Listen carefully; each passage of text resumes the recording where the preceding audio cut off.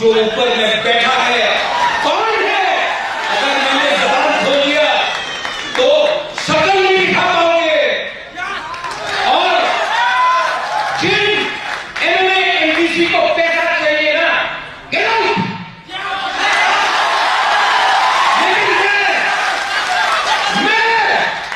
मैं जानता हूं कि किसको रुपया दिया गया है। कल प्रेस कॉन्फ्रेंस कर दूं, शक्ल नहीं दिखा पाओगे, लेकिन मैं नहीं रुकूंगा। मुझे नहीं कर सकता है। अगर आपको कुछ देना, अगर कुछ देना है तो मेरा पिछला साथ को दो।